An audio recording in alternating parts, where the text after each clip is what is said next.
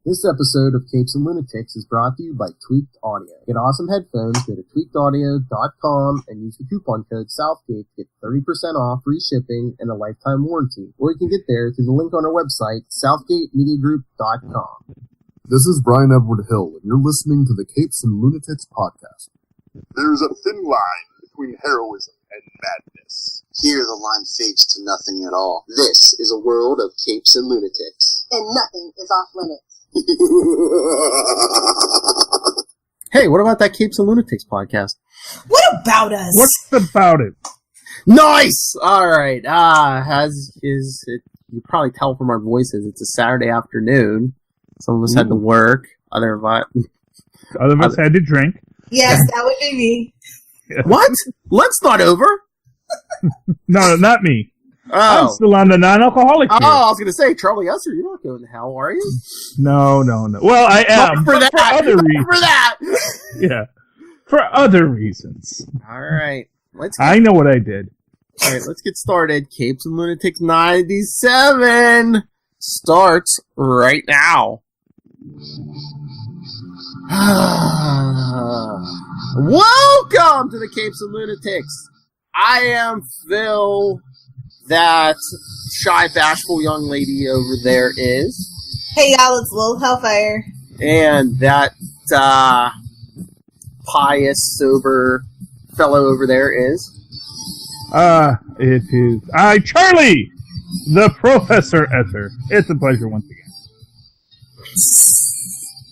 I was thinking about doing an Irish accent on that, for the piousness, but I thought that might be a little racist. Oh, look, he's even wearing a pie shirt. Happy Pie Day. Yeah, because I am so pious. Happy Pie Day. Yeah, I forgot to wear this on Pie Day. I was going to say a few weeks late, but it's okay. Yeah. Better late than never. Yeah. It's always a good time for pie, or at least that's what Family Guy says. Hey-oh. It's always, everything is pie. Philip! What? Wade's World! I was going to say, hey, nice segue. Hey, Wade's World's coming back in May. And what about the Wade's World podcast? We're gonna split the 2 weeks of that and 2 weeks of Comic Capers every month. So, Well, you might have to have a special edition of Wade's World if there is an end credit scene in Electric 4. Well, you see, the thing is, I think that putting in. Okay, so here are my big predictions. Want some big predictions for Endgame? Do you want to save that for Super Connectivity since that was okay, fine. So I got big predictions, but I do think that Ryan Reynolds as Deadpool, he's the easiest one to put in because he is a non-committal character. He can be there just to give people joy, and they don't have to actually establish anything that then locks them into something. We could say it was Super Connectivity. I was going to say we see the Fantastic Four tower, or I was going to say we're just going to see a 4. We're going to see a 4. All we're going to see is a 4 or an X, and all I'm saying, but see, once they establish that, then they've established a certain timeline. I don't see them dropping, at least not right away. Them dropping Deadpool in the PG-13 universe. I can almost see anyone from the MCU going to a Deadpool movie, but I don't see them dropping him in right away. Well. Like I said, it's about what you can do without locking yourself into a committed story. Because since he is a character that can play with a reboot, he is easy to slip in without committing yourself to what you're going to do with the X-Men or the Fantastic Four. Yes, Deadpool can slip it right in. That's what she said. Oh Lord, it's going to be one of these episodes. He's worse when he's. Yes, it will be. Yeah. But yeah, I was looking at the news out of C2E2 where Rob Southgate is rampaging through the crowd. Yeah, he is the podcaster who walks like a man. Oh, but yeah, I shared this link last night. Charlie Esser is going to be binging on. I think this was his next Saturday, March 30th. DC Universe will be free for 1 day, 24 hours. Yeah. And when it was free for 7 days, it didn't get me to sign up. So, I mean, we've gone from 7 days to 1 day. Because that'll convince you. Well, that's right. I didn't say you were going to sign up. I said you're going to binge 1 day. You're going to binge for 24 hours. It's like midnight to midnight. Like, I got time for that. I mean, I might look it up. You could taste test some Doom Patrol or... Yeah. Here's what I'm going to say, for the whole DC Plus thing. You got to give people... One thing I will say is if you do sign up, they are going to discount your first month. Oh, yeah. Which is maybe, I don't know exactly how much the discount is, but that might be a better deal. So it's like, if it's like, okay, like for example, if you said, hey, first month is $1.99, I'll sign up for that first month, because it doesn't really, it's more of a good faith payment that the content on it is actually going to be worth my money. Mm-hmm. Honestly, I think with the new Twilight Zone, I think the CBS All Access has a better argument to be made with that than DC does right now. But even then, it's still just 2 shows. But I guess there's also a back catalog at DC of things I might want to watch, or at CBS that I might want to watch, like Big Bang Theory, that I don't know DC has for me. Keyword made for you. Yeah. Well, exactly. Well, that's the thing. It's not me. Well, actually, let me ask this. Are the old Shazam and ISIS TV shows on there? I think Shazam's on there because I think Tyler was watching them the other day. Okay, well, I would actually. What I'd really love to see is the old Captain Marvel serials from the 40s. Those might be really interesting to watch too. And isn't Linda Carter Wonder Woman on there? Well, I get her for free on MeTV every week. Yeah, but you could probably watch pretty much any episode anytime you wanted, Charlie. Yeah, but. I actually kind of like where it just shows up. I don't have to pick an episode. Because then it's like, oh, which of these episodes do I want? Do I want to watch the 1940s Wonder Woman? Which are my favorites, I will admit. The 1940s Wonder Woman, I do think, are superior to the 1970s Wonder Woman. Ooh. Although I think we get a lot more than 1970s Wonder Woman. Charlie Esser. Uh-huh. If you sign up for DC Universe between March 29th and April 4th, the first month, 80 cents. Oh, well, see? 80 years of what now? Batman. Exactly. Yeah. 80 cents. Okay. You know what? Hey, I'll tell you this much. I had no interest in getting Batman, Detective 1000 until my comic book shop said they were going to be open on Tuesday night at midnight to sell Batman 1000. So, I don't know. If you get it, you could join us Wednesday night for our Detective 1000 special. Yeah. For my investment from DC, it's so close I can taste it. Lilith's going away party. Yeah. I'll say this much. I mean, it's just because now it's an event, and actually, an artist friend of mine will be there. Well, I don't know if he'll actually be there at that, but I found out that, my good friend who is an artist, I actually do know someone who's an artist, but he's like a professional artist, so I don't think we can get him to do our stuff for free.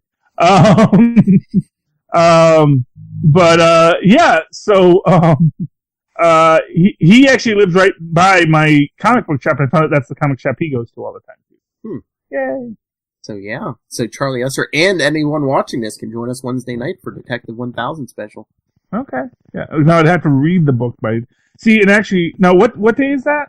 Is that this Wednesday that it comes out? Yeah. Well, if you go Tuesday night at midnight, you could. Well, yeah. Well, no. The thing is that because my wife needs to borrow the bus pass on Wednesday, so I wasn't actually going to get my comics on Wednesday. But if I have the rest of my comics on Wednesday at Tuesday at midnight, then now suddenly it's all worth my while.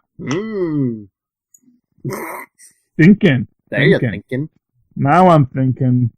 Oh, okay. Yeah. I don't know. Detective 1000 might be. It somehow it piqued my curiosity now that it's an event. But yeah, I was looking at the news. A bunch of it's comic books. I might save the one for Super Connectivity. Mark Waid getting a 6-issue miniseries, The History of the Marvel Universe. Oh, I can't wait for that. I cannot wait for that. Well, actually, I mean, to me, the biggest news in comic books is the return of Hickman to Marvel. Yeah. Yeah. So, they said something about like that ad where they put his name on just his name on the page. They said it was like a joke of something. Were they mocking Bendis with that? Possibly. I'm thinking that there is a little bit of it. Although here's what I tell you. Well, because there was a thing like I guess when Hickman left Marvel to work on some creator-owned stuff. Yeah. There's like, is he going to go to DC next? And he basically kind of said no. Why would I want to go there? I didn't know they were mocking, that whole, Yeah. For months. They were just like, Bendis is coming. Bendis is coming. But what I'll say is I think that Hickman's the better purchase. You get a guy who's just coming off his big Marvel run, coming back to Marvel to do something else huge. My personal theory is they're going to have him take over FF. Again, because he had such a historic run on FF. I mean, just really one of the big defining people of FF. Because now that Marvel has the FF, and Marvel has been like, as they've been getting they clearly want to do something with FF. Oh, yeah. Because they're putting it out there. So I think they wanted to bring him back, say, okay, we want you to just come back to the FF and just sort of do that voodoo you do so well. Hell, as long as he can get the book out on time, because I swear, Dan Slott can't get Fantastic Four or Iron Man out on time. Yeah.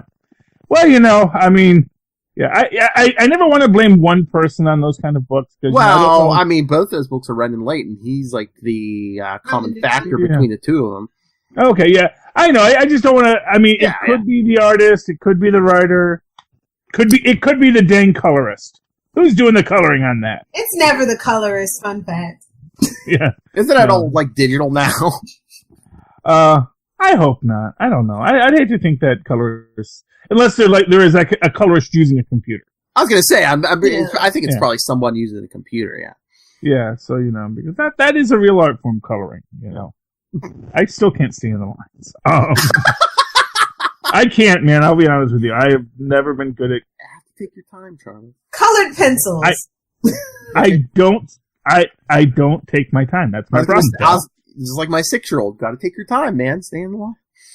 I don't got time to take my time, Phil. Ain't nobody got time for that. Yeah. Anyway.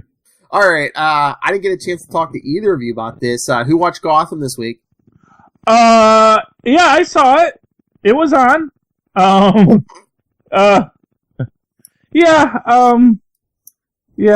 Well, we got to meet little Barbara, so we got to meet Batgirl. That was fun. Wow. Spoilers. I'm sorry. No, I'm just saying. They really need. It was like, oh, she was born, but you really didn't get the. We got to see, and that was cute. I do not want them to kill Stabby Babs, though. I think that is such a cop out to kill Stabby Babs, and then I guess me and you will raise my daughter now. Now that we've killed the murderer mom. I just saw that from day one, because it's like, I think they're going to kind of, the character's been evil, and this is, Honestly, this is what they should have done. They should have had it be a little boy, freaking Jim dies, and Lee and Stabby Babs raise the kid together, and then Jim Jr., and he's the commissioner that later grows up in the Batman world. I'm just saying. It works for me. We just gotta... I'm sorry, I didn't hear anything after Stabby Babs and Lee living together. I'm saying. You know him and Ryan Reynolds and Blake Lively and Miranda Baccarin are all friends. That's all I'm saying. No, I said, Jim Gordon's going to get injured. That's why he grows the mustache. He's going to get, upper lip trauma or something. Gonna want to know how he got those scars. Huh? So it was Lee. She's a little bit crazy still, too, Because, yeah. That's the thing. Handsome man, but he know Charlie Esser. Yeah, I don't think he'd be able to pull off the stash. Who is? Yeah, it was a good episode. It was a good episode. There's a question about whether or not Riddler actually cares about other human beings, which riddle me this. We don't know for sure. Yes. Now we just have to wait another month for the last 2 episodes.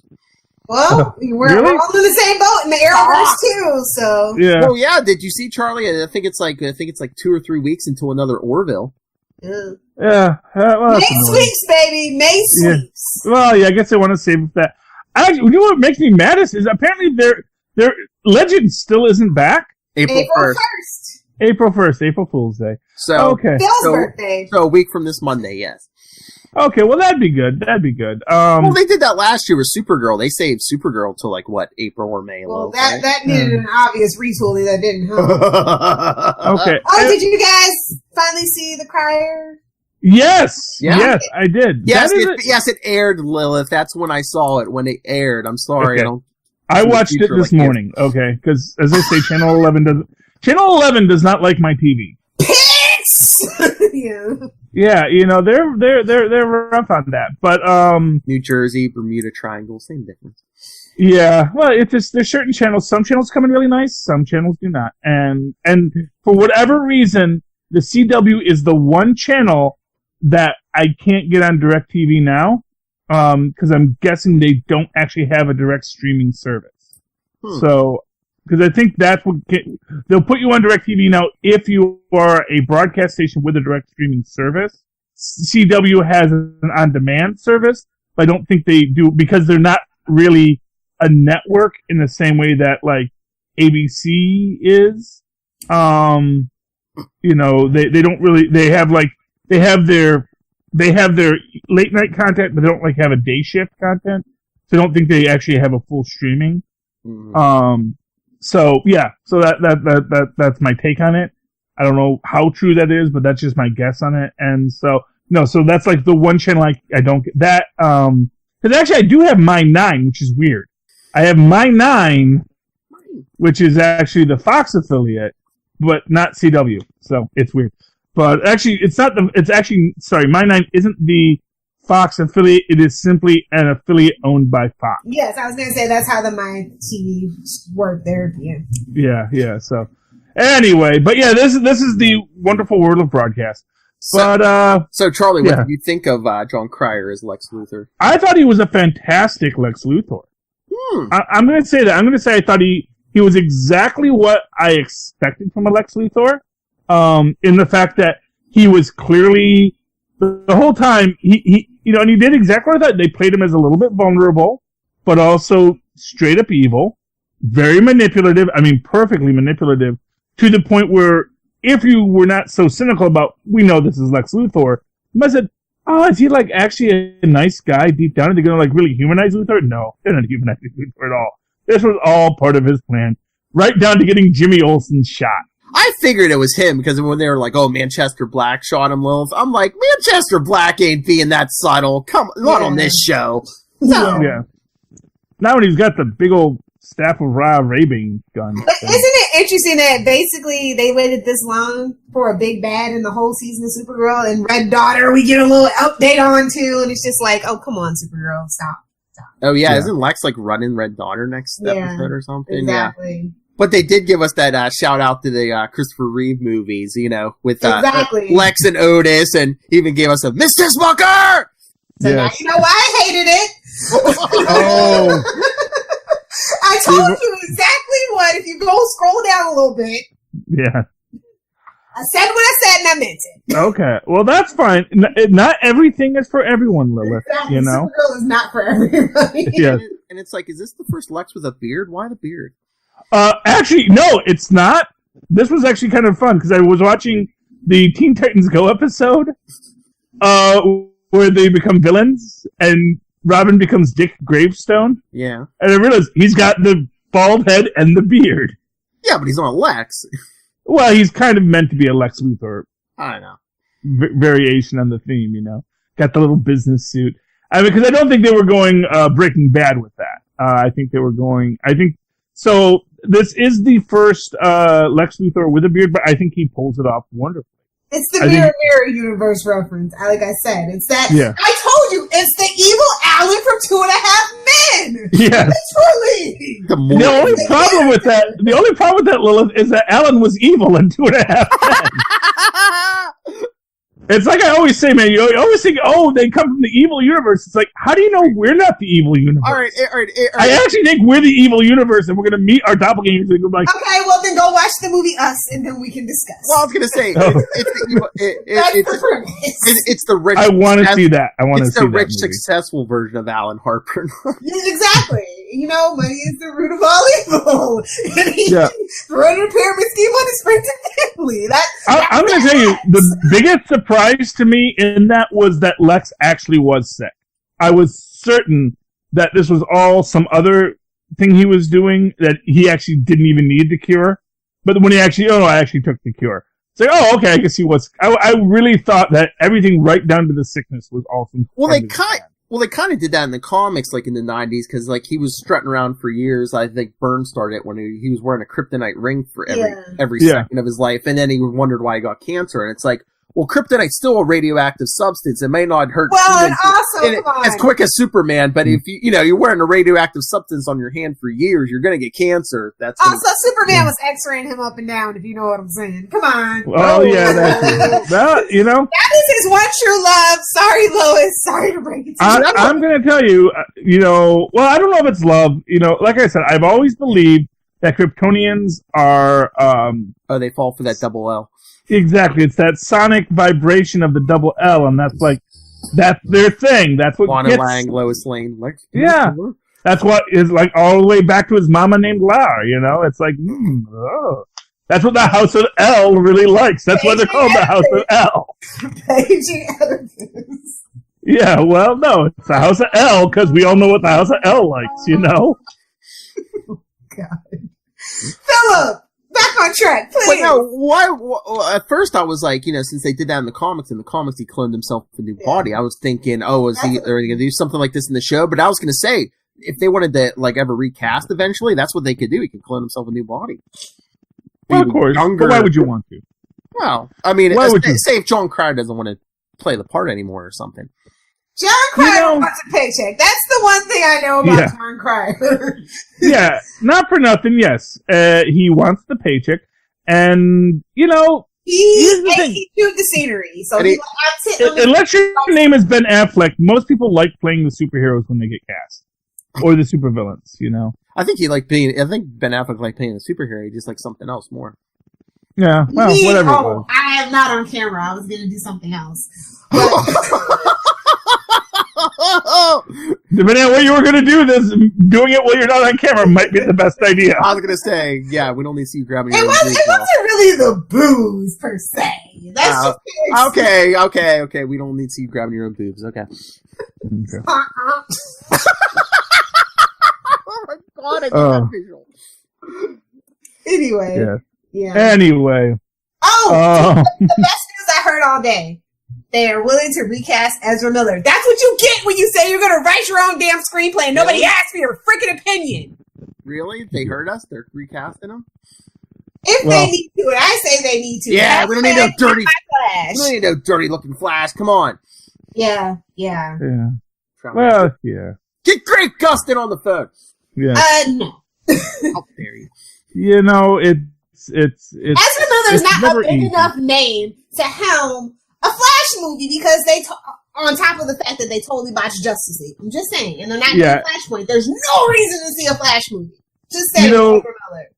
Yeah, I think he had to be in production. Well, he was in production, so something went wrong. Supposedly, they did principal photography, which they can still technically use. Yeah, well, because that's the thing. It's like I think that and Wonder Woman came before Justice League, so she was already in plan, and she did well. And I think that they already had planned on Aquaman. I think that I don't think anyone that was in that original thing except for Aquaman. Flash was supposed to be set for 2020, and now all of a sudden it's 2022. Now all of a sudden it's way at the bottom of the development list. So if that works out, wasn't part of the problem too is they're like, oh, it's gonna be so much different from the TV show, but meanwhile they're like, okay, you had Black Iris, you had Eobard Thawne in a wheelchair, there's in prison, and it's just like, well, what's the you say it's so different from the TV show, you're doing exactly what the TV show's doing.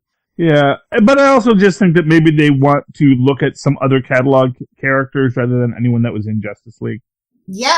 I think that Shazam's gonna be the thing. And for some reason, they seem weird about having their TV, the characters on TV and the movies in the same time. They'll get over. I heard that AT&T is kind of over that, so we'll see. Good. We'll see in the next 18 months if that's true or not. Yeah, but actually, no, that would be cool. Show specifically, be on the lookout for that. That's all I'll say. I am looking forward to the idea that the Justice League we'll see next will be Aquaman, Wonder Woman, Shazam, and I don't know, Green Arrow. I don't know. Pick somebody. We could. I mean, once Stephen Amell's gone, maybe they'll put Green Arrow in the movies. Yeah, they need to. Speaking of Lilith, did you watch Arrow this week? I watched that sorry sack of a show. Yeah. Did they? Are they? They're getting a spinoff for Mia. Did you know that? That's what I was going to say. That's so smacked of a Yeah, backdoor pilot. 716 was a backdoor pilot. They're going to spin off Star City 2040 with Oliver Queen and Felicity's daughter. Yeah. No. Just it's going to be Felicity, William, and Connor Hawk. No Mia? Well, yeah, Mia, Black Star, whatever her name is. Yeah, that's what I'm saying. Yeah. Moira. So it's set in the future? It's Arrow Beyond, basically. Yeah, because she's Oh. pregnant now. Yeah, it's what is it? 2040. 2040. Oh, I prefer 2046, but whatevs.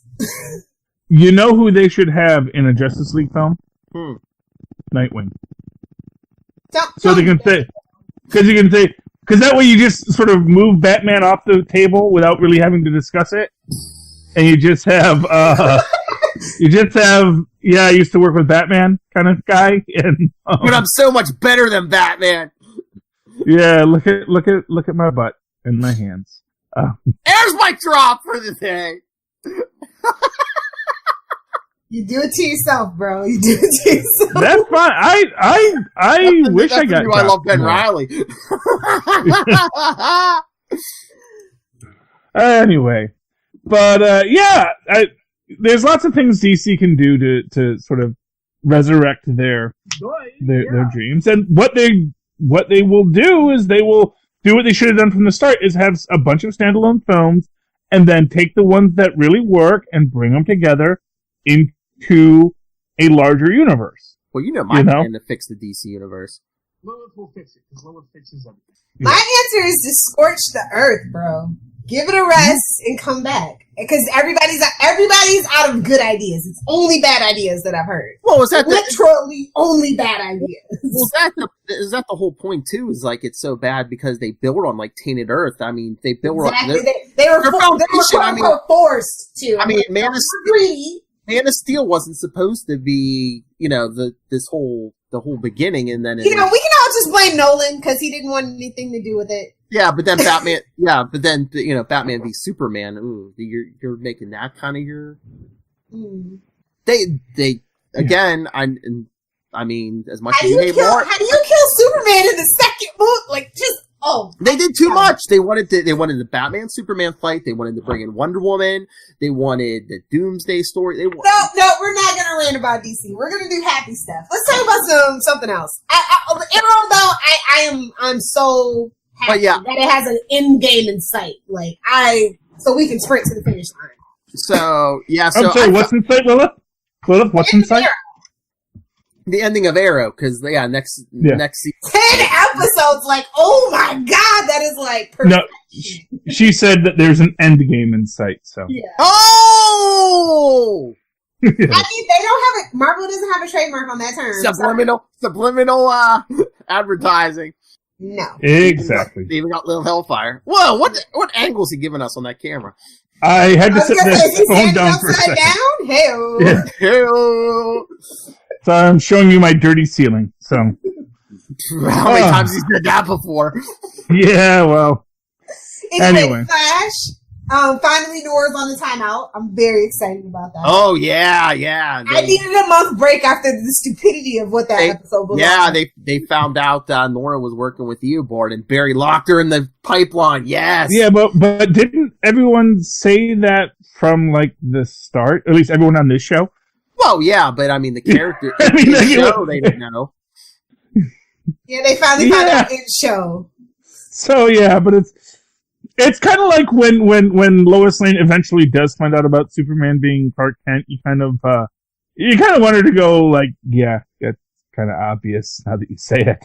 I say, I don't know. They could have took it further with Nora because I just absolutely hate that character. As far as I'm concerned, she's not their real daughter. That's a weird manipulation from Eobard Thawne. I just can't with Nora. Cicada is no. It's a no. Cicada, is that what you said? Yeah, Cicada. It's a female version, so just to differentiate. And the whole time bubble thing, I'm just okay. And now we're getting Godspeed for one episode. You don't give Godspeed. He's not a villain of the week. What the hell is going on in that writer's room? Yeah, you do this whole time travel Cicada thing for a whole season, but then you get Godspeed for one episode. Eat my shorts. Time travel is never a good idea. Tell that to the Flash. That's all they I mean, I know that's a And blow stuff up in Yeah, May. you don't need to do it every 2 episodes. I know. Yeah, but what's weird is like they've already established, time travel is a bad idea. Because we have Flashpoint, we could do all this thing like, we have an entire show about maintaining the time stream. And yet they keep doing it. It's like, this is not a good idea, you know? Oh, but the Why would legend... you have somebody from the future stay in the past in a year? Like, really? Seriously? Yeah. Yeah, exactly. Yeah, well, on Star Trek, this is the thing. Remember on Star Trek The Next Generation where they found out that... Iris and Barry just want to cheat on parroting. They'll be like, okay, what's your favorite foods? Okay. Yeah. They just want to know everything. Barry should just give himself a vasectomy and save himself the trouble. Yeah, well, not only that, let's look at it this way, okay? There's like, any time that they can have a child, there's like 1 million different sperm that could fertilize that egg. Each one of them is a different possible child. Meaning that by her coming back into the past, she is affecting every action that occurs so that she essentially, by meeting her parents, she guarantees she could not possibly be born. Yeah, we're getting twins, I know. Getting something, who knows? Twins. But whatever happens, it's like, I don't know, it doesn't make any sense. You can't meet your own parent. It doesn't, unless your parents told you, well, remember that time, I remember you came back and met us in the past, and so, time is a closed loop. And so, go ahead, go to the past. Time is very supposedly malleable in this universe, so... The timeline is malleable. Oh, this house is bitching. The timeline is malleable. Well, we always knew that, though. Yeah. Yeah, but supposedly Theobald knew how to do it. Now he doesn't. That's not a good thing, that the timeline is malleable. That tells you we shouldn't... I hope he gets rid of her. That's all that I can say. So why did Eobard tell her to tell them everything? Was he just like, I give up, I don't know what to do. Maybe you're... He's like, you did what 52 times? You idiot! Now we gotta tell everybody. I just hope Barry fixes it, though, so he can rub it in Eobard's face and be like, yeah, who did you need this time? Yeah. Who's the villain now? It was me, Eobard. It was me. How about I go back kill your mother, Eobard? I'm saying, but because Eobard who he is, and the thing that was revealed in this episode with the time language and stuff, it's literally impossible to kill him. Is the way that I took it. Well, yeah, I think that haven't they already established that with all these time remnants and whatever else. He's basically you kill him and it's just like, the universe implodes. Unless, well, you said Tom Cavanaugh might leave, Yeah. This season or next season, maybe Crisis wipes out Eobard. No, I mean, we still have Matt Lesher. Oh, well. Which, he's got a Netflix show, so he has that time. Or unless Crisis does something more, they're like, okay, Eobard, next time you die, you're dead. I say it wipes out Wally, personally. Since he definitely is never ever coming back. Oh, did he say that? Yeah. Oh, do you think you're going to get the cover? No. You're going to get the cover of Crisis, but instead of Superman holding Supergirl, it's Flash holding Wally. That would be so dope. Yeah. No, someone's going to be holding Oliver. Yeah. I don't think he dies in Crisis. Honestly, I don't. I think he dies in this, the penultimate episode of season 8. Why would you kill Green Arrow? Because his show is ending. Supposedly he made a deal with... Just because the show ends doesn't mean you have to kill somebody. Well, in the CW, yes it does. And he made some kind of deal with the Monitor, too. Last crossover he made. Yeah, that's what I said, unless he, fakes his death and he just makes cameos in the Flash and, whatever else so often. I heard he wants to get the hell out of Vancouver and never come back. I mean, when you have a nice house in LA, you can't blame a person. And hey, I mean... next season will be 8 seasons, so. Yeah, I mean, they already had their syndication a long time ago. He did them a favor. He was going to do more wrestling. Yeah, that's what he wants to do. Really? Yeah. Well, if you got your money, you might as well be a wrestler, It's about the same level of acting, so. What, a CW show in wrestling? Well, fight me, nerds! I don't even care. Fight me! The thing about wrestling is it's very hard to make a substantial living, but it does look like a superstar already established, as seen now. Exactly. WWE matches, he has that fan base in both places, and he has heroes, villains, and Superhero Villains Fan Fest as the co-owner. So he doesn't really need the money. He just wants to do something he actually likes to do. Exactly. So yeah, I can totally see that. I mean, if I was in better shape, I might, and had the money, I might become a professional wrestler, which is living out my childhood dream. Oh my lord, Charlie Esser coming out in like a cap and gown, and he's like the professor. Oh yeah. I mean, I had my wrestling characters as a young man. See, I wouldn't want to do the cap and gown because that was the genius's shtick. Because he was the world's smartest man who was also a wrestler. Never got as big as Ted DiBiase, the $1 Million Man, but the genius was sort of in that same stable with him. Yeah, I love wrestling in the '80s, man. That was it. That was the height and the glory. That was you can say now is the golden age of wrestling, but like to me, now wrestling is the business. But like in the '80s, that was when it still had a grittiness to it. It wasn't fake. Hulk Hogan picking up Andre the Giant because that was believable.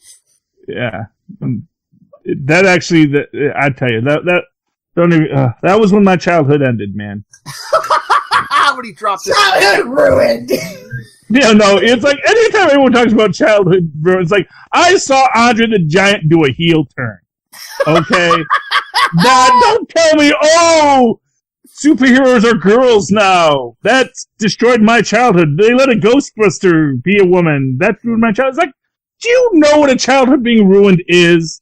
It is Andre the Giant doing a heel turn on Hulk Hogan. That is the end of your childhood. Sergeant Slaughter doing the heel turn after he made the deal to license his rights to G.I. Joe. That ruins your childhood. WWF ruined so many childhoods. It's crazy. Okay. Can we talk comic books? Yes! Yes. Can I talk my pick of the week? If you have to, Philip. Oh, it's so predictable, but go ahead. What? What's my pick of the week? It's not a Spider-Man book? Yeah. Life Story #1. Okay, then. Oh, yeah. Hellfire.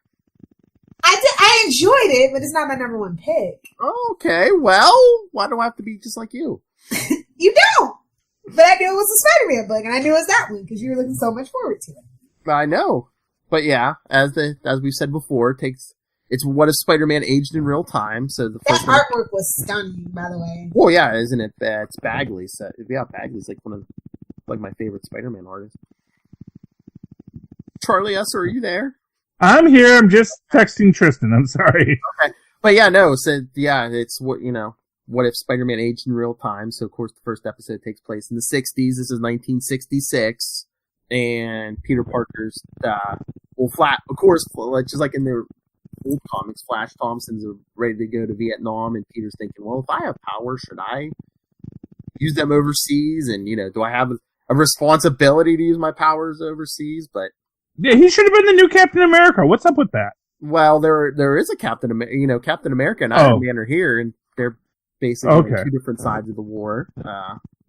They are. Well, yeah, Iron Man's over there helping, and like everyone keeps asking Captain America when he's going over, and he basically tells Spider-Man, because Spider-Man's like, do we have a responsibility? And Cap's like, follow your heart. He's like, I've already lived through one war, and he's like, I see how, I've seen everything that's going on. So Cap doesn't want to go bust commies, huh? Well, spoiler at the end, he's kind of over there, but he's great. He's basically keeping troops from killing innocent Vietnamese. Well, yeah. Well, that's what you gotta do, and, maybe he's just not being a showboat about it. Maybe he's doing his part for the war, but not being a showboat like certain... and collecting tin cans. Who knows? Yeah, not for nothing. He already stopped one threat to democracy. Can someone else do this one? And of course, we get Jameson telling Peter, "Get it. Here's $20. Get out of here. Go buy yourself a monkey record." Aren't they all dead now? Oh no. Is there like one? Mickey Dolenz, I believe, is still alive, and I think and Mike Nesmith is definitely still alive. Okay. Yeah. Half. Yeah. Oh, but we get a Spider-Man Green Goblin fight, because Norman. You have to have it. Well, Norman knows who Peter is, so they fight. But then, of course, he gets hit by a billboard, gets amnesia. Because why? Osborns are genetically susceptible to what? Amnesia? Yeah. But interesting in this part, because, in the regular comics, Peter would just be like, he has amnesia, I don't have to worry. In this one, he's like, well, what if he gets his memory back? So he calls the cops on Norman, even though Norman can't remember being the Green Goblin. They find his arsenal and stuff, and they arrest him. Yeah, Norman can't remember being the Green Goblin. Well, no, he can't, but I'm pretty sure, I wonder if he never gets his memory back. Maybe he's just like, oh, Spider-Man, why did you set me up to be as the Green Goblin and stuff? And I wonder if that's why he comes after it. Spoilers, he'll probably come after Peter and Gwen because he'll think Spider-Man set him up when he really didn't. Because at the end also, Charlie, because Peter's trying to get close to Gwen, and then she's like, hey, what's this under your shirt? Oh. Next now. I'm sure in the 70s. So it's going to be the next decade. So I wonder if they'll actually, they'll be together probably, but I wonder if there'll be any marriage or any kids or anything. No. No, you don't think? Gwen and, no, because Gwen's still going to die horribly. Well, that's what I'm saying. But if she dies, is it going to be worse? Because it's going to be like, oh, you killed my wife instead of, hey, you just killed my girlfriend. Now, they're saying MJ for the 80s. He'll meet her later on. Okay. Look. Let's just break this down. Yeah, they got a lot more. Gwen is not Peter's one true love. No. Essentially, everybody knows that it's Betty. Well, obviously, it should have been Betty. Should have been Betty the whole time. But what I will say is they're not going to have him be with Gwen just because that relationship didn't last that long. Really, in real time. Yeah, but I mean, now that he's aging, like realistically, so he's probably going to date someone else. Either they're going to bring in MJ. Yeah. They're either going to bring in MJ, who is the person that he actually winds up with, or you're just, here's what I'll say. When you jump to because it's like a decade every issue, right? Yes. Yeah, so next issue is the 80s. He's going to be with MJ, and he's going to be thinking about how Gwen died. No, next one's the 70s. It's Betty's time to shine, baby! There you go. It's fine. Throw Betty off the bridge. No, he'll still be thinking about how Gwen Stacy died. Oh yeah. Yes. Yeah, I got that. Well, that's what I said. I just think Norman's going to come after him, but this time because it's going to be because he doesn't get his memory back, and he'll be like, Spider-Man, why did you set me up? You accuse me of being a goblin. I'll show you a goblin. Whoa. Oh. Either that or Harry comes after him because he's like, my dad died in prison or something. So I think my favorite Marvel book this week is Tuffy, but I'm going to say it's West Coast Avengers number 9, followed by Miles Morales' Spider-Man 4. Oh. And Immortal Hulk as number 3. I was going to say. I thought you were going to say Immortal Hulk. How do they keep being so good? Like, this comic book really doesn't have a right to be as good as it is. Because it's Hulk. Oh, I think it has every right to be as good as it is. It's a great character, and it's from a guy who understands the character and understands its history. Yes. I love the revelation in this, spoilers, that this is the quote-unquote Devil Hulk. But it's like the Hulk, but it's like, I don't know, Benner's weird. He called me the Devil Hulk, made me into a big snake man. He's the one with the problem. Well, yeah, but exactly. But I also like this idea that, I do want to destroy the world because humans are destroying it. Humans are too weak and puny to survive. He's basically being all Thanos-y. I love that joke when he's like, you humans are killing the earth and stuff, and this and that, and Samson's like, oh, so that makes you the green Hulk? Yes. It's funny. It's funny because it's true. And I love Samson being back. I love that they're going to someone, and actually, you know what's kind of weird to me about this? That's the grave they go to. What, Rick Jones? When... Oh. Yeah, the grave they go to is Rick Jones. But there's also another high-profile guy who just died that's arguably a bit higher of a profile, unless of course, maybe General Ross isn't actually even dead. Or unless maybe Rick Jones is coming back first because he's been dead longer. I suppose so. What's weird is they don't seem to have like a timeline. Well, that's the other thing. Why is Rick Jones taking so long to come back to life unless no one was checking on the grave? Because I'm just like, Banner and Betty came back in like minutes or seconds. Well, yeah, exactly. There's a weird timeline with this because how long was Samson out? Because I think because Samson. Because he didn't tell anybody when he came. Well, not a lot of people when he came back. Yeah, but we know. So basically, here's the timelines we have. We know that when Banner went around depowering every other Hulk, we confirmed that he was still dead because he digs up his grave and has the body and all that. So we know he was there at that time. Then we had the incursion. Then when he comes back, it's with the rebooted universe. So here's the interesting question. Will any of this tie into the rebooted universe? Yeah, that's what I was thinking. I wonder if there's some event where, before Hulks weren't, or, all these Gamma people weren't resurrecting, but now they are. Now they are. Because of Franklin Benjamin Richards. That kid does not know how to put together a universe, right? Always screws up the Hulks. Screwed up the Hulks in the last universe he made, too. It's always your answer. What? Franklin Benjamin Richards screws up Hulks when he makes universes. But, don't you remember in the Heroes Reborn universe where the Hulk and Banner were two separate beings? Oh, yeah, the Hulk was here, Banner went in the other universe. Yes, I remember. Yeah, it was crazy, man. They always sound Peter David kind of crossover or something. Always. Yes. By the way, I gotta say, Avengers redeemed itself on the vampires. They actually, for like the last few issues, I was like, why are the Avengers fighting vampires? Why are they shooting vampires? When they actually got to Dracula's master plan, which seems just ridiculously convoluted. Well, I was gonna say that for super connectivity, but okay, so we'll say that for super connectivity. Let's do West Coast Avengers. West Coast Avengers again, vampires. Yes. And this one did not redeem itself for having vampires in it. No, I'm sorry. It's an okay book.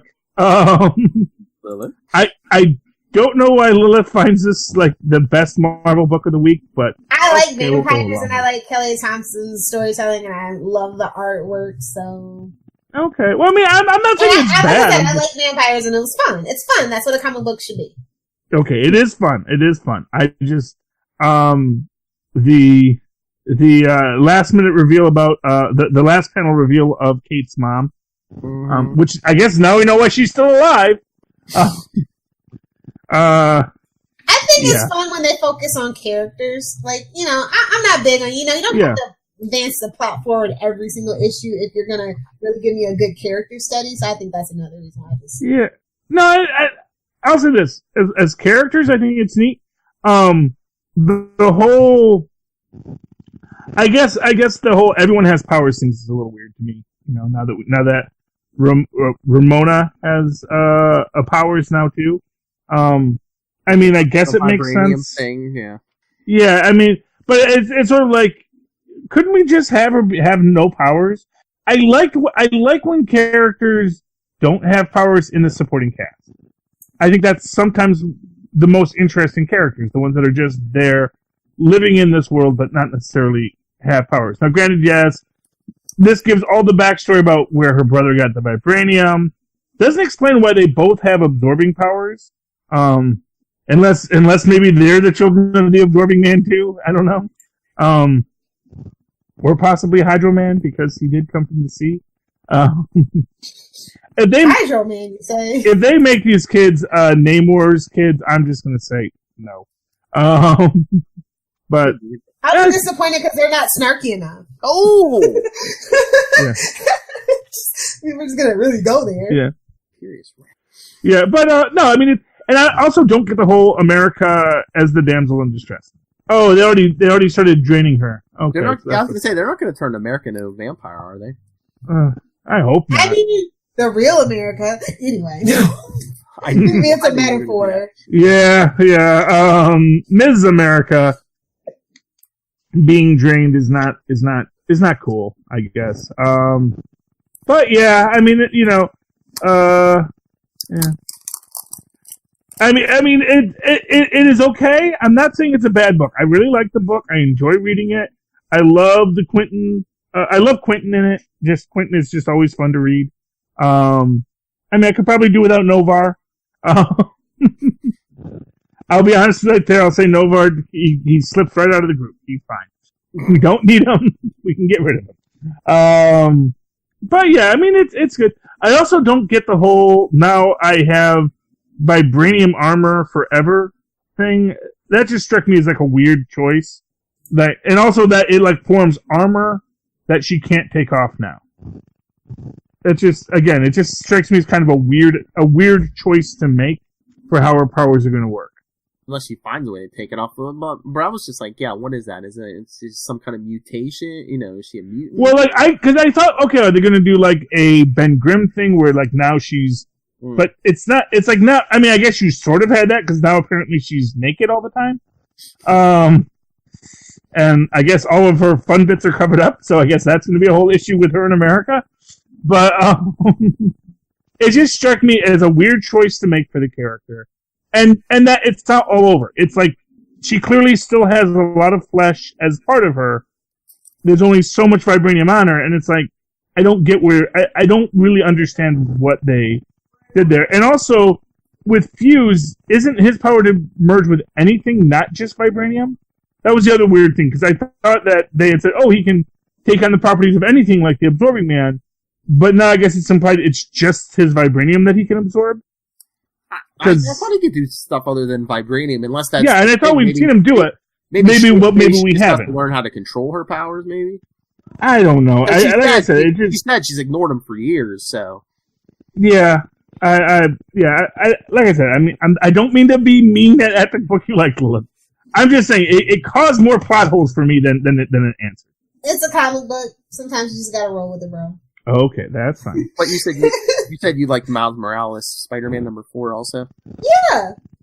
That was good. You didn't? No, I did. No. I really love the coloring on this book. Like, it's just, I don't know, it's setting itself apart from, like, the other Miles Morales stuff for me. No, I've been enjoying Miles more now that they've, like, aged him up. Like, yeah, when he first appeared, he was like, what was he, like 10 or 12? 11? I want to say, like, 11 or something like that. Yeah, I was like, yeah, this is kind of stretching it, Bendis. But yeah, no, they've aged him up. I'm just, yeah. We get to have a little bit more fun, yeah. And Bendis isn't writing it. I didn't have a problem with it, honestly, when Bendis was writing it. No, I was gonna say most of his Spider-Man stuff, because it was very, like I said, as long as Bendis stays street level, he's not too bad. But yeah, the one day Miles chooses to play hooky. That's how it goes too. If you've ever played hooky, you gotta be on guard. Oh, come on, Charlie Esther has to read this just for the Frost Pharaoh. The Frost Pharaoh? Mm-hmm. Okay. I'm not even sure where you go with that, but that's fine. Well, they're at a museum. Okay. That still doesn't answer any of the questions. Read it! I will do so! I should have read more comic books. I did not get the chance to. No, we're all adults. I don't know how Phil gets all his comic books read. I don't know. I mean, I actually I think he just reads very well. I'm not a good reader. I'm a very poor reader. That I will admit that. I'm a poor reader. I did love one of my favorite books this week, which was actually last week's, was Justice League Dark, number 9. I really love it just because we catch up with the former Dr. Fate and the Man Bat. We get sort of the reveal about how Nabu is really kind of an evil jerk from the start. Basically, these elder beings, they actually don't have humanity's best interest at heart. Imagine that. Yeah, imagine that. And, they have a magical rock, which, from was it Mordru? Yeah. Anyway, and they are going to fight the Lords of Order, because they have to defeat the Lords of Order to save humanity. But Mira is going to die as a result. They can save the Earth, but Mira will have to die, which is the magical realm where Detective Chimp is the ostensible ruler of, and of course, Blue Devil is his proxy in absence. So, yeah, no, this is great. It's a great book. It's a great story. I really love Justice League Dark. It is a fantastic book. Other book I read that actually did come out this week that was really great, Bitter Root, number 5. Number 5, yeah, number 5. It's great. We find out that basically the one character who apparently they all thought was dead has actually just been living in the infernal realm for apparently years when she gets back, because Enoch, who goes into it at the start of the book, comes out at the end. He's like all battle scarred and all this kind of stuff. So obviously time passes differently in the infernal realm, so that's cool. And yeah, Bitter Root just continues to be a great book. I love to read it. Okay, Philip, are you ready for Bizarro World? What do you like? It's Marvel. No, not Marvel. DC. Oh, you're back on the train for something. What? Okay. No, it's just this week. It was weird because my top two books are Bendis books. Pearl and Naomi. And then number 2 is Aquaman. Pearl, I am like, the artwork is so amazing, especially now that they're in Japan. Like, the artist on the book just has that really great Japanese like eye for that intricate detail. Yeah, well, you said you liked Pearl from like pretty much the beginning, right? Yeah. Just saying, they're Bendis books, you know. They're just not Superman. I will agree that Naomi was wonderful. I did not read Pearl, but I did read Naomi number 3, and I still want to know what Dee's tie-up in this whole thing is. Because you're not going to find out for a while. Yeah, I was going to say. Well, yeah, because it's like, because he still stayed in this town for whatever reason, and and I guess maybe there's a lot more alien refugees in this town, because apparently we do get the revelation that that is the case with Naomi's father, and I guess they're suggesting that he is her biological father in that. I'm not sure. It's very cool and very exciting. We get our first big reveal. Spoilers. Yeah. And I love the character dynamic between Naomi and her father in this. I love the mom threatening Dee, which is just great, because he is obviously a human giant and she is not, but clearly she is not intimidated, and Dee is very intimidated by her, so that is awesome. We get that reference to Gem World, which we saw in the new Teen Titans book. Well, not Teen Titans. What is Young that? Justice. The Young Justice book. Is that an established concept, this Gem World in DC? Oh, yeah. Oh, it's okay. So people go there all the time. Okay. I mean, so they haven't used it in years, but yeah, like back in the day. Yeah. Okay. Well, clearly we have 2 books in the Wonderline that tie directly to Gem World, so I'm thinking Gem World's going to have a lot of play. Oh, yeah, because there's one mastermind behind all the Wonder comics. Exactly. Even the Wonder... Oh, okay, I was going to say... I thought you meant in storyline. I was like, really? Even the Wonder Twins? Although maybe we have to start reading the Wonder Twins now, too.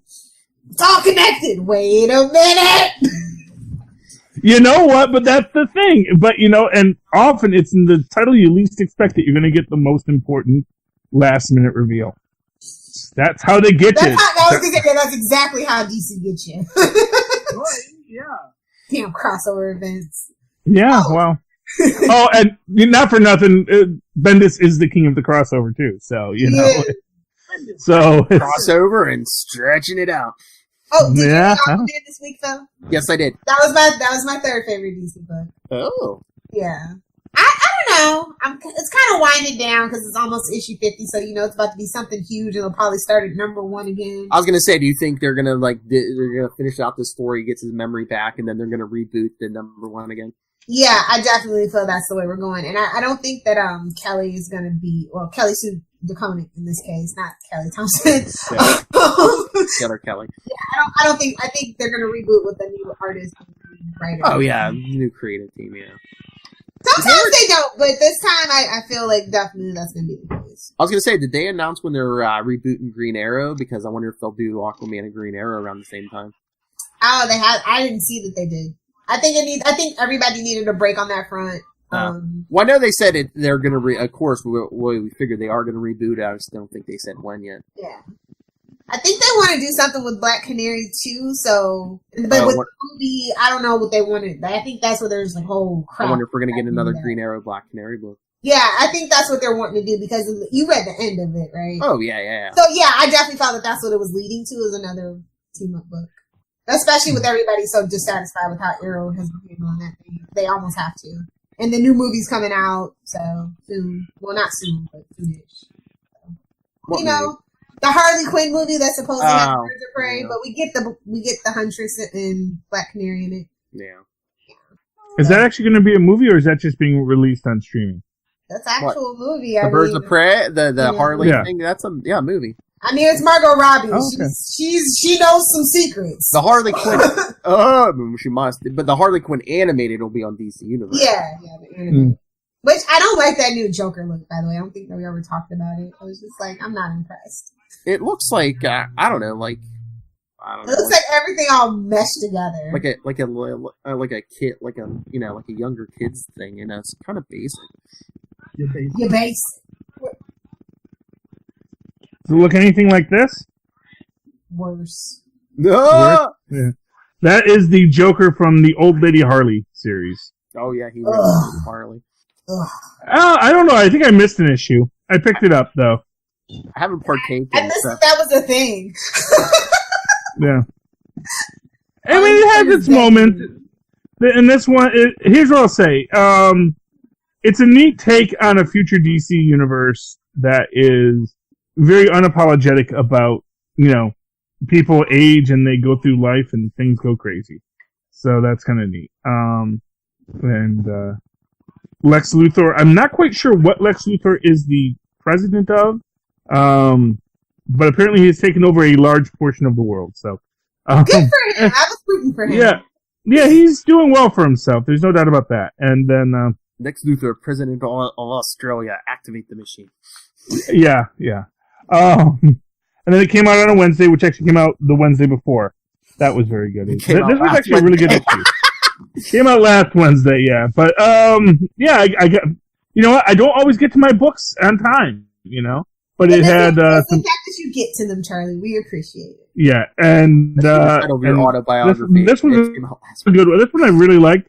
Where Did You Go? It's a nice little black and white tale of a woman whose sister gets abducted by aliens, and then she sort of her sister goes out to basically intentionally get abducted by aliens, but she powers up on Red Bulls, so she does not get knocked unconscious, and then she seeks revenge. So that's a great little short anthology story. That's pretty awesome. That's a great way to end it. Algorithm was actually pretty good this week too, which is one of their ongoing. They do have one ongoing in this, which is Algorithm, and then they also gave our ad for a new book that's coming out in April, Mighty Mascots. So I'm gonna keep an eye out for that one too. Capitalism, consumerism, isn't it great? It is wonderful. Hey, and it's a cheap book, so it's worth it to me to pick it up because it doesn't add that much to my actual final bill. All right, we're almost out of time, but before we go, Lilith, have you been still reading Uncanny X-Men? I have, but I'd rather talk about Archie 703, which was great. Ooh. Archie's good again. Come check out his mystery lady that's got all of Riverdale a gossip in a flutter. I'm just saying. The artwork is even getting better. It's a good time to jump in. Back into Archie. Can throw that out there. This is regular Archie, not horror Archie. Oh yeah, 703. I'm pretty sure it's regular Archie. I have no idea when it comes to numbers anymore, Phil. Yeah, nobody does. It's fine. Why figure if it's a high number, it's the original? Well, you remember they rebooted it. They actually decided to keep the original number. So. Yes. Anyway, what were you saying about Uncanny X-Men, Phil? Are you still reading it, or are you enjoying it? I'm enjoying it enough. It's an X book, that's my brand. I'm getting some old school vibes off of it, Yeah, which is fun. But it still doesn't justify everything that's going on in the X continuity universe. Well, they need to close out that Age of X-Men stuff and just bring everyone back. But I mean, because that one I can whatever. But yeah, Uncanny X-Men is better. Got a bunch of '90s characters, including Dark Beast with like robot spider legs. Yes, I did love that. Why do people take on spider legs when they don't have to? Because it's fun and scary. Because he's evil. But it just seems impractical. It just seems it's like it's going to make it hard to get through a lot of most doorways. Because most doorways aren't. Who cares? Yeah, and it's like once you... And you're building your lair custom anyway, so... And it's like once you lose your junk, it's like, who cares? Wow. Wow. That needs to be a drop. I'm not sure that follows through. I'm just going to say, I think... I'm not sure that's how that works. Yeah. If nothing else, I think you'd want to have something a little more human just to make you feel a little human. I don't know. It's Dark Beast from Age of Apocalypse, so I don't know if he wants to be human. Who doesn't want to skitter around on spider legs every once in a while? Everybody. That's you know he walks around every 5 minutes going, Spider-Man. Yeah. But I'm just saying, it doesn't seem like a practical choice. It just seems like... Villains are not practical. They're flamboyant. An X-Men villain. How practical exactly. X-Men villain. See, but that's why you should be in like a hover chair or something. It's like, Shout out to Professor X, the most... Exactly. I could see him like being in like a whole hover thing. I could see him go full MODOK at that point, Just in a little rocket chair. Never go full MODOK. Always go full MODOK. The giant head. Nerds. Just a bunch of damn nerds. I cannot wait. Here's what I'm going to say. I cannot wait for the new MODOK series. MODOK and Tiger and Dazzler and Howard the Duck. This is the connected universe that was made for Turles. Yeah, but like with that Howard the Duck one, isn't that the Kevin Smith one, Howard the Duck? So we'll get what like 1 or 2 episodes a year or something. If his comic book works, any indication, we'll get 1 or 2 episodes a year. You're gonna leave Kevin Smith. To be fair, he just totally forgot about the last issue of, because the first two issues of The Evil That Men Do came out right on time. And then there was a delay in the last one, and then just Marvel forgot to ask him for the last part. I was going to say, that's the editor's fault. No, he finished it, but it took him 2 or 3 years? Yeah, but that's the editor's fault. No. But the thing is the reason it took 2 or 3 years was not necessarily Kevin Smith. It was actually literally Marvel just forgot to do the last issue. That's all right. That's all right. He did like 2 Batman miniseries. The second one ended on a cliffhanger. What was that, like 2009 or something? It's been like 9 or 10 years, and he still hasn't taken off that cliffhanger. It's okay, buddy. Go ahead. We got this. Well, yeah, but I think he said they at this point, DC's like, yeah, go ahead. That's like 2 continuities ago. Do whatever you want. Exactly. Series. Yeah, well, it just seems like maybe the companies, they like to put out Kevin Smith stories, but they just the fanboys will eat it up, and they don't care that it's not finished. They just want to. Well, yeah, and I guess because they're constantly. Although, actually, I think The Evil That Men Do is within Marvel continuity. I think. Well, they brought Mysterio back again, so. Exactly. You just don't know. Yeah, after Kevin you never know. And they actually no one ever brought back that character who was the villain of the Evil That Men Do comic when they finished it up. So. Yeah. The guy who could teleport things. He was supposed to do a Daredevil the Target miniseries. He'd put out 1 issue, and they were like, that's good enough. Yeah. I guess people are still out there plotting stuff. They just don't... Here's the difference, though, is that when the amount of work that Kevin Smith will actually do on Howard the Duck, it's like how much work Seth MacFarlane actually does on Family Guy or American Dad. You mean now? It's like... Oh, so Kevin Smith's just gonna sit in the chair smoking his doobie. Well, no, it's like he'll approve it, but he'll actually have like other guys who are like the writing staff, and so the writing staff will write the episodes, and he'll say, "Yeah, that's good." And he'll throw his name on it. Yeah, a bunch. Well, no, I mean, not to go all Stan Lee here, but you know what? Sometimes you just need a guy who's there to say, okay, here's a broad outline. Let's see where we go with it. Is responsible for 1/4 of the episodes produced. That contract. Yeah. So. Yes, but you know, I'm looking forward to it. That's all I'm saying. And clearly, it's a larger universe that they're building out, which is going to be fun. This is like their sort of humorous answer to the Defenders. In fact, they actually it coalesces in. Yeah, it coalesces in the last crossover called The Offenders. You know, so that's going to be fun. And it's got Tiger and Dazzler on it. I'm here for Dazzler. That's it. And Howard, of course. I'm here for Tigra. I'm sorry. I have. Yeah, MODOK, right, Charlie Ezra? MODOK has his place too. Yes, and Howard. It's everyone I love. If they could figure out a way to shoehorn Gwenpool into the whole thing, this is going to be awesome. Oh my lord! You should live stream yourself watching wearing a Gwenpool suit. If I ever have enough money to make a Gwenpool suit, I would be so all over a Gwenpool suit. But you know, it's not like I am a seamstress or a seamster or tailor, and it's not like that you can just buy.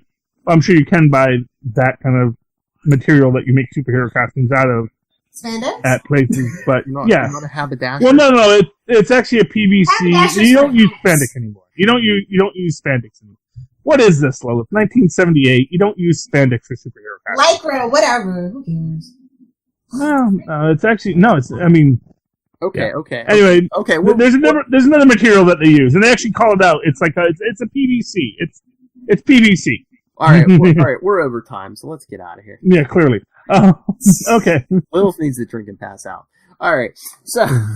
Unfortunately, I am now sober and wide awake. Thanks, in the middle of the afternoon on a Saturday. Thanks, guys. I'm conscious.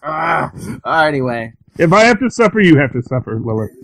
All right, everyone, send us your thoughts. Next week will be another regular episode, and episode 99 will be just the Shazam review, and then episode 100. So send us your thoughts, capesandlunatics@gmail.com, facebook.com/capesandlunatics, @capeslunatics on Twitter, Capes and Lunatics on Instagram, and the voicemail, 614-382-2737. That's 614-38-CAPES. All right, awake and self-aware Lilith Hellfire, where can people get a hold of you? If you guys want to fight me on the interwebs, you can find me on Twitter @Lilith Hellfire. And if you are on the gram and you want to join me there, you can find me @Lilith Hellfire86. All right, Charlie Esser, where can people send you a Gwenpool outfit? Hey, if you would like, I am like triple XL. Please send me a Gwenpool outfit. I would love to wear it on air. You can always send that to. Well, you can't send it via email, but if you'd like to find out my address, I'll give it to you. If you write me at superconnectivityblog@gmail.com. That's superconnectivityblog, all one word, @gmail.com. What? Well, if they're going to send me a free Gwenpool suit, then yes, I'll give them... No chance of getting murdered. Yes, but, yes, but first you must write me in that old-fashioned way, the way our moms and pops once did, via email. That is must. And, of course, you can follow me on the Twitters. I live tweet the Orville. I even did a little bit of Gotham this week. @Charlie Esser. That's CharlieEsser.